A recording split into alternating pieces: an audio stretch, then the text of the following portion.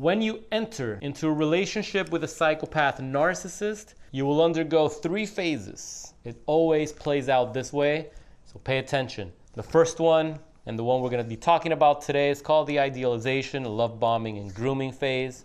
The second one is devaluation and decline. And the third one, as I like to call it, is the discard and decay phase.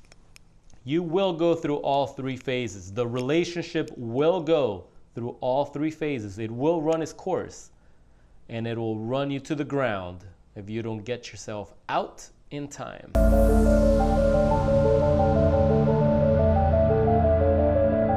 So let's jump onto the first one. I'll be making separate videos for these, but it's very important that you guys totally understand what's going on and to be able to identify what phase you're currently in with your narcissistic spouse, boyfriend, girlfriend, or whoever this tormentor in your life happens to be. If it's of a romantic type, and you're definitely going to go through these phases.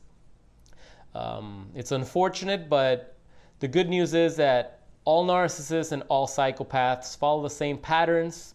So if you understand this and fully get a grasp on it and be able to act upon it, you'll be able to take on any other psychopath, narcissist that crossed your paths maybe in the future, another relationship, maybe a business partnership, work, your boss, someone that joins your social circle.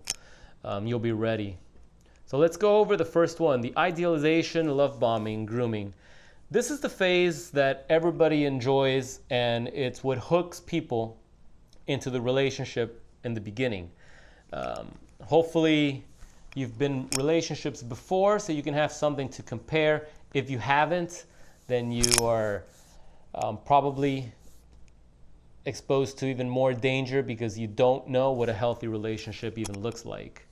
So when you first meet a narcissist and you're looking to getting romantically involved with them, they will take a few weeks sometimes to study everything they can about you. And they do this by infiltrating some of your social circles. They'll follow you on Facebook and they'll study all the friends that you have, what their interests are, comments that you've left. They'll do the same thing on Instagram. They'll go down all the way to the beginning and they'll see things that you do, places you like to travel, activities that you like to partake in. And they'll study that, they'll study it well, and then they'll use that to mirror those qualities about you.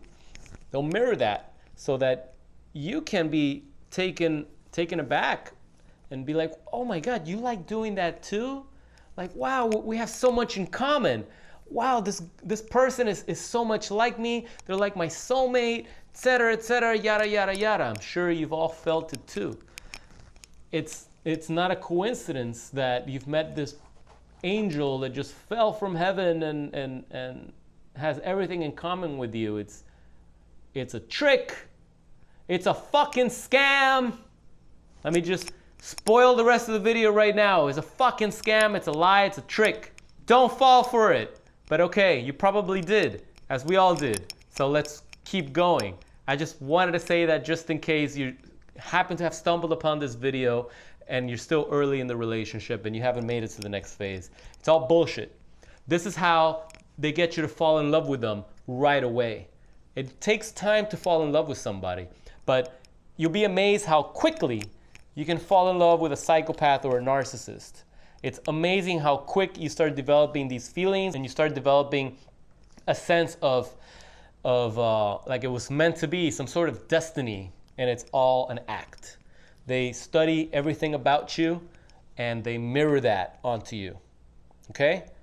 The next thing that they do during the idealization, love bombing stage in a narcissist toxic relationship is that you're gonna have incredible sex. These narcissists are nymphomaniacs and they will want it all the time as long as you're ready and willing. And it will be one of the most, probably the craziest experiences you've ever had. And you're gonna be thinking about it and dreaming about it all the time. And what that does is that it blinds you from what's really going on. You become so infatuated with sex that you tend to not see the red flags that if you were to look back into your relationship now, knowing what you now know. They were as clear as day. But you can't see it because you're in that phase. You're in that stage where you're being groomed. So you're interacting now with somebody that has everything in common with you, that likes the same things that you like, that thinks the same way you think, that it's attracted to the same things that you're attracted to. The foods that you eat, the places you like to travel, the things, the activities you like to partake in. Everything. Even your favorite color, sometimes that's important to girls, having the same favorite color as their boyfriend. Even little things like that, they'll start dressing more like the style that they know you want your ideal partner to dress like. And it's all a scam. So you're being manipulated through all, it's like a love spell. You've been enchanted. You're being enchanted with all this sex and all these coincidences that make you really, truly believe that you're dating your soulmate, that you finally found your soulmate. I had a vision board up on my wall for many years, and I remember I showed it to my psychopath ex when I first brought her to my house, and it's interesting how she started dressing like some of the girls I had on this vision board. She started studying some of the activities and some of the, the type of things that I wanted to bring into my life that were also on that board. And she started gravitating towards those experiences and talking to me about it, even though I had never brought them up. I was like, wow, what a coincidence, right? It's a scam. It's a fucking scam. That doesn't exist. The third thing that goes on during the idealization, love bombing stage in a toxic relationship with a narcissist psychopath is that you're going to get so much attention. You're going to get attention that you've never experienced before. They're going to be texting you the most cutest things, the most filthiest things sometimes, and you're going to feel so loved, so cared for, so understood. They're going to call you all the time. They're always going to want to see you. Whatever plans you have ahead of time with your friends, they're going to try and convince you to break them so they can spend more time with you. But they're not going to do it in a needy way where it might feel, pathetic or uninteresting, or no, it's going to be very enticing because they have you infatuated with them by now. You're intoxicated with a narcissist, right? You're intoxicated. So you will probably want to cancel plans on your own at the mere suggestion that they wanted to spend time with you, because you'll know that you're in for a great night of sex. You know you're in for a lot of attention and a lot of loving. So it makes sense to spend as much time as possible with them. But the more time you spend with them, the more you're falling into that toxic cycle of grooming, of love bombing that happens, because it's a cycle.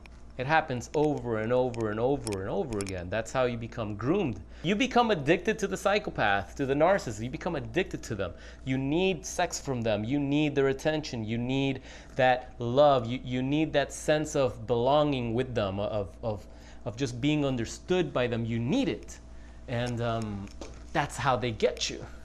That's how they get you. That's how they make you push away your friends and your family because you only want to spend time with them. That's how you open up yourself to the narcissist. That's how you start to trust them. And you trust them way too soon and way too much. You give too much of yourself to the narcissist. And you start to feel guilty because they never get upset with you. They put up with anything that maybe a healthy partner wouldn't put up with at the beginning. There's supposed to be quarrels and disagreements in a healthy relationship, but the psychopath will be very passive, will be very submissive at first, and they'll be very, very charming, very, very charming. You'll be so enchanted with them at the beginning. My God, they're good at playing that card, but it's all a trick. It is a masquerade, it is a facade, and it is a mask that they're wearing to lure you in to their little narcissistic trap. So I know it feels great. I know you're walking on cloud 9. I know you're the most fulfilled. You probably feel empowered because they're empowering you, really. You probably feel like you're on top of the world and your life is about to get really good because you finally found your soulmate. You're never going to be alone again because no one has ever loved you as much as this person loves you in just 3 weeks. Doesn't even make sense, right? But it happens. It happens. It's happening right now to a lot of people. It's going to continue to happen. This is how narcissists and psychopaths operate. This is the first stage in every romantic relationship with a narcissist. Idealization, love bombing, grooming. Memorize that. Know it. Own it. Know that it happened to you. Know that it's probably happening to you right now. And know that it's probably going to happen to a lot of people out there and people that you know.